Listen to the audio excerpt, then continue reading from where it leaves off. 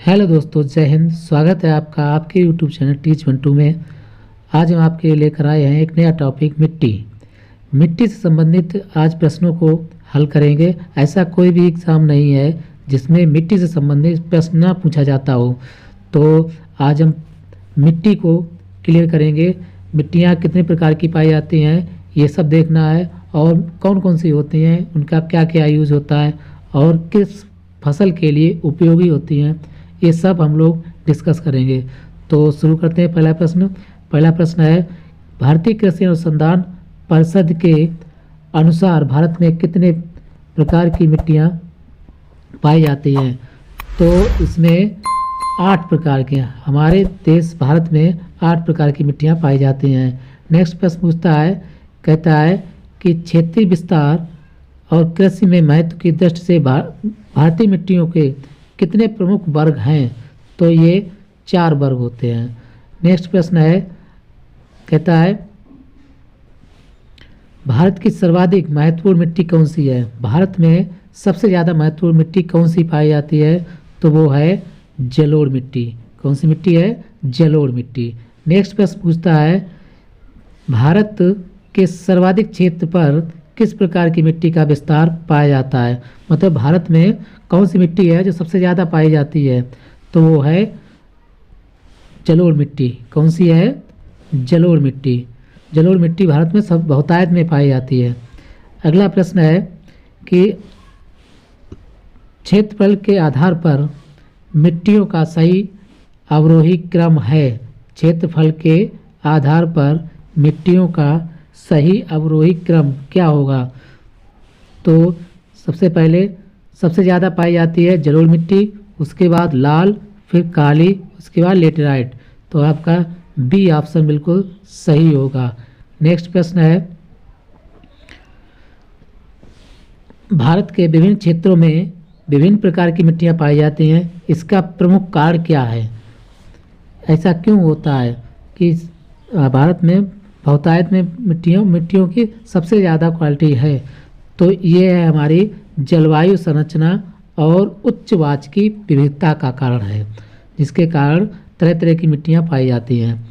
अगला प्रश्न पूछता है, तटीय मैदानों और उत्तर भारत के मैदानों में उत्कृष्ट मृदा है। कौन सी मृदा है? कौन सी मिट्टी है? तो वो है जलोढ़ मिट्टी। कौन सी मिट्टी है? जलोढ़ मिट्टी है। नेक्स्ट प्रश्न कहता है कि नवीन जलोढ़ मिट्टी को अन्य किस नाम से जाना जाता है? जो नई जलोढ़ मिट्टी है उसे और किस नाम से जाना जाता है? तो इसमें आपका ये ऑप्शन सही होने वाला है। ऑप्शन नंबर ए, खादर मिट्टी। इसे दूसरे नाम से क्या है, किस नाम से जाना जाता है?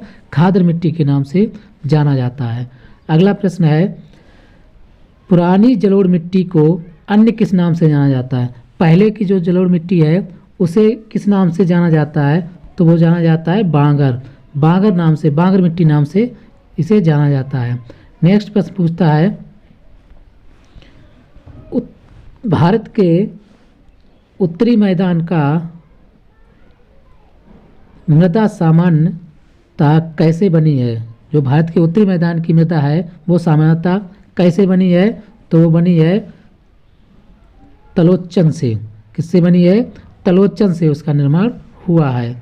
अगले प्रश्न पूछता है कि गंगा के जलोढ़ मिट्टी की भूमि सतह के नीचे लगभग कितने मीटर तक है? तो ये है ऑप्शन नंबर ए, 600 मीटर तक है। कितने मीटर तक है? 600 मीटर तक है। नेक्स्ट प्रश्न पूछता है कि गंगा के मैदानों को पुरानी कछारी मिट्टी क्या कहलाती है? गंगा के मैदानों की पुरानी जो कछारी मिट्टी है वो किस नाम से जानी जाती है? वो क्या कहलाती है? तो वो कहलाती है बांगर। बांगर मिट्टी कहलाती है। अगला प्रश्न है, अगला प्रश्न पूछता है कि निम्नलिखित में से किस प्रकार की मिट्टी के लिए न्यूनतम उर्वरक की आवश्यकता होती है? ऐसी कौन सी मिट्टी है जिसमें कम उर्वरक डालने से अच्छी फसल पैदा होती है? तो वो है जलोढ़ मिट्टी। जलोढ़ मिट्टी ऐसी मिट्टी है जिसमें कम से कम उर्वरक डालिए तब भी आपकी फसल अच्छी पैदा होती है।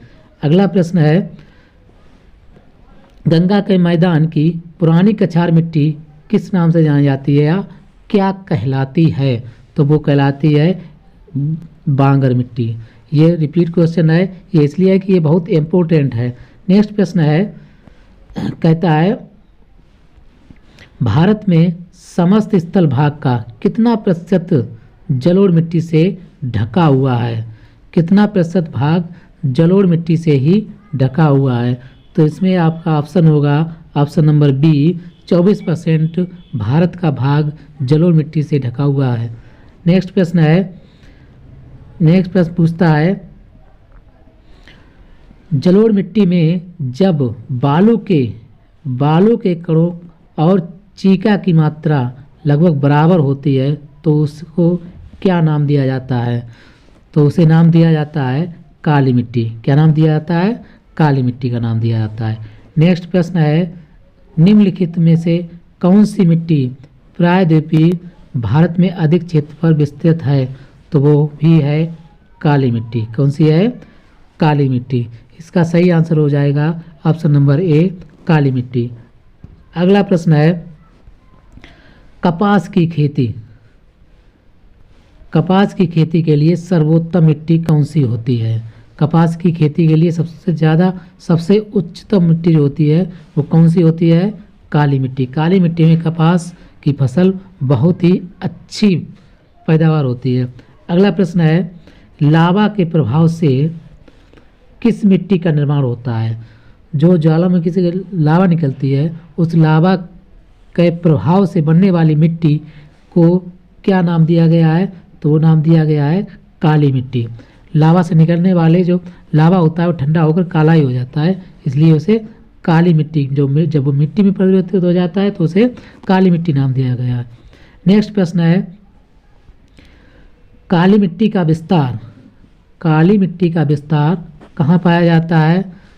महाराष्ट्र में, उत्तर प्रदेश में, गुजरात, इनमें से सभी में, यानी कि ABC सभी प्रदेशों में काली मिट्टी का विस्तार पाया जाता है। तो इसमें आपका सही आंसर होगा ऑप्शन नंबर डी। नेक्स्ट प्रश्न है रेगुड़ मृदा किसकी कृषि के लिए सर्वाधिक उपयोगी है? जो रेगुड़ मृदा है, रेगुड़ मिट्टी है, वो किस फसल के लिए सर्वाधिक उपयोगी है? तो वो है कपास के लिए। किसके लिए है? कपास के लिए है। नेक्स्ट प्रश्न है निम्नलिखित में से कौन सी मिट्टी जैव पदार्थों में भरपूर पाई जाती है? कौन सी मिट्टी में जैव पदार्थों की बहुतायत पाई जाती है? तो वो है आपकी काली मिट्टी। कौन सी है? काली मिट्टी है। काली मिट्टी ऑप्शन नंबर होगा ए ऑप्शन नंबर सही हो जाएगा। अगला क्वेश्चन है काली मिट्टी के संबंध में निम्नलिखित में से कौन सा कथन असत्य है? तो काली मिट्टी कपास की वृद्धि के लिए आदर्श होती है, ऑप्शन नंबर ए। इसमें आर्द्रता को अधिक समय तक साधारण करने की क्षमता होती है, ऑप्शन नंबर सी। सूखने पर काली मिट्टी में दरारें पड़ जाती हैं या फिर इसकी जुताई अधिक करनी पड़ती है। तो इसका सही आंसर होगा ऑप्शन नंबर डी, इसकी जुताई अधिक करनी पड़ती है। अगला प्रश्न कहता है कि भारत में निम्नलिखित मृदाओं में से कौन सी बेसाल्ट लावा का अपक्षय के कारण निर्मित हुई है? निम्नलिखित कौन सी मिट्टी है जो बेसाल्ट लावा के अपक्षय के कारण बनी है? तो वो है रेगुड़ मिट्टी। कौन सी मिट्टी है? रेगुड़ मिट्टी। इसमें आपका बी ऑप्शन सही हो जाएगा। नेक्स्ट प्रश्न है किस मिट्टी में कृषि के लिए सिंचाई की आवश्यकता नहीं होती है? कौन सी मिट्टी है जिसमें खेती करने के लिए सिंचाई की कोई आवश्यकता नहीं पड़ती है? वो होती है काली मिट्टी। अगला प्रश्न है भारत में काली कपास मिट्टी को किस स्थानीय नाम से जाना जाता है? जो काली कपास की मिट्टी है उसे किस स्थानीय नाम से जाना जाता है? तो उसे जाना जाता है ऑप्शन नंबर डी, रेगुड़ मिट्टी। किस नाम से जाना जाता है? रेगुड़ मिट्टी से। अगला प्रश्न है किस मिट्टी के बारे में यह कहा जा सकता है कि उसकी स्वतः जुताई होती रहती है, तो वो हो जाएगा काली मिट्टी। काली मिट्टी में जुताई नहीं करनी पड़ती है। नेक्स्ट प्रश्न है, भारत में लाल मिट्टी का सर्वाधिक विस्तार कहाँ पाया जाता है? मध्य प्रदेश, छत्तीसगढ़, उड़ीसा एवं पश्चिम बंगाल, आंध्र प्रदेश, तमिलनाडु में, या फिर राजस्थान एवं गुजरात में। तो इसका सही आंसर होगा आंध्र प्रदेश एवं तमिलनाडु में लाल मिट्टी का सर्वाधिक क्षेत्र पाया जाता है। नेक्स्ट प्रश्न है, प्रायद्वीपीय भारत में क्षेत्रीय मृदा, जो क्षेत्रीय मिट्टी है वो कौन सा है? जलोढ़ मृदा है, लाल और पीली मृदा है, वन मृदा है, या फिर खारी मृदा? तो इसका सही आंसर होगा ऑप्शन नंबर बी, लाल और पीली मृदा। ये बी ऑप्शन सही हो जाएगा। अगला प्रश्न है, अगला प्रश्न कहता है, काली मिट्टी का विस्तार कहाँ पाया जाता है? तो काली मिट्टी का विस्तार महाराष्ट्र, मध्य प्रदेश और गुजरात तीनों राज्यों में पाया जाता है। तो इसका सही आंसर हो जाएगा ऑप्शन नंबर डी, इनमें से सभी। नेक्स्ट प्रश्न है, नेक्स्ट प्रश्न पूछता है कि रेगुड़ मृदा, जो रेगुड़ मिट्टी होती है, किसकी कृषि की मतलब किसकी खेती के लिए सर्वाधिक उपयुक्त मानी जाती है? तो रेगुड़ मृदा जो है वो कपास की खेती के लिए बहुत अच्छी मानी जाती है। अगला प्रश्न है कि कौन सी मिट्टी जैव पदार्थों से भरपूर होती है? ऐसी कौन सी मिट्टी है जो जैव पदार्थों से भरपूर पाई जाती है? तो वो है काली मिट्टी। कौन सी मिट्टी है? काली मिट्टी। अगला प्रश्न पूछता है कि लाल मिट्टी के संबंध में कौन सा कथन सत्य है, यानी असत्य है, कौन सा कथन गलत है? तो ये है लाल लौह ऑक्साइड की उपस्थिति के कारण इसका रंग लाल होता है। ये शुष्क और आर्द्र क्षेत्रों में पाई जाती है। ये अधिकांशतः तमिलनाडु और आंध्र प्रदेश में पाई जाती है। ये मिट्टी नदी घाटियों में पाई जाती है। तो दोस्तों, नदी घाटियों में जलोढ़ मिट्टी पाई जाती है, यही ऑप्शन गलत हो जाएगा। तो ये इसका सही आंसर क्या होगा? Option number D. नेक्स्ट प्रश्न है, लेटेराइट मिट्टी। लेटेराइट मिट्टी महत्वपूर्ण रूप से पाई जाती है, मतलब किस जगह पर बहुतायत में पाई जाती है? तो मालाबार के तट में, कोरोमंडल, बुंदेलखंड और बघेलखंड में। तो इसका सही आंसर होगा ऑप्शन नंबर ए, मालाबार तटीय क्षेत्र में। अगला प्रश्न है, किस मिट्टी में लोहे और एल्युमिनियम की ग्रंथियां पाई जाती हैं? लोहे और एल्युमिनियम की ग्रंथियां किस मिट्टी में पाई जाती हैं? तो इसका सही आंसर होगा ऑप्शन नंबर डी, लेटेराइट मिट्टी। कौन सा? लेटेराइट मिट्टी। लेटेराइट मिट्टी में लौह और एल्युमिनियम के अयस्क पाए जाते हैं। लेटेराइट मिट्टी का प्राधान्य है। लेटेराइट मिट्टी कहाँ बहुतायत में पाई जाती है? तो इसका फिर वही क्वेश्चन है, मालाबार तटीय प्रदेश में। अगला प्रश्न है, भारत में कौन मृदा समूह लोहे के अतिरिक्त होने के कारण अनुर्वर होता जाता है? तो इसका सही आंसर होगा लेटेराइट का। लेटेराइट जो मिट्टी है उसमें लोहे के अतिरिक्त होने के कारण इसका अनुर्वर होता जा रहा है। नेक्स्ट प्रश्न है, कौन सी मिट्टी सूख जाने पर ईंट की तरह कठोर एवं गीली होने पर दही की तरह लिपलिपी हो जाती है? तो ये होती है लेटेराइट मिट्टी। लेटेराइट मिट्टी की ये खासियत होती है। नेक्स्ट प्रश्न है, निम्नलिखित में से कौन सा कथन असत्य है? तो लेटेराइट मिट्टी सामान्यतः अधिक वर्षा वाले क्षेत्रों में पाई जाती है, सही है। यह एक क्षारीय मिट्टी है, ये गलत हो सकता है। इस मिट्टी में मुख्यतः मोटे अनाजों की खेती की जाती है, ये भी सही है। इस मिट्टी में चाय की भी कृषि की जा सकती है, ये भी सही है। इसका सही आंसर होगा ऑप्शन नंबर बी, यह एक क्षारीय मिट्टी है। ऑप्शन नंबर बी इसका सही होगा।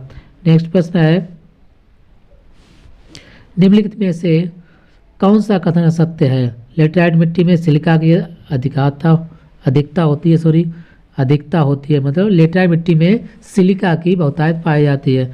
सूख जाने पर यह मिट्टी ईंट की भांति कठोर होती है। ठीक है। इस मिट्टी में लोहा और एल्यूमीनियम की अधिकता होती है। इस मिट्टी में उर्वरा की शक्ति कम होती है। तो इसका सही आंसर होगा ऑप्शन नंबर ए, लेटराइट मिट्टी में सिलिका की अधिकता होती है। ये गलत है, तो यही इसका सही आंसर हो जाएगा। अगला प्रश्न है, ये हमारी वीडियो का ये अंतिम प्रश्न है। भारतीय कृषि एवं अनुसंधान परिषद के अनुसार भारत की लगभग कितनी प्रतिशत भूमि मृदा अपरदन की समस्या से प्रभावित है? मृदा अपरदन की समस्या से प्रभावित कितनी प्रतिशत भूमि है? तो इसका सही आंसर होगा 60%। 60% भूमि जो है वो कटान से संबंधित समस्या से ग्रसित है। तो फ्रेंड्स, हमारा वीडियो कैसा लगा कमेंट करके ज़रूर बताइएगा और वीडियो को लाइक ज़रूर कर दिएगा।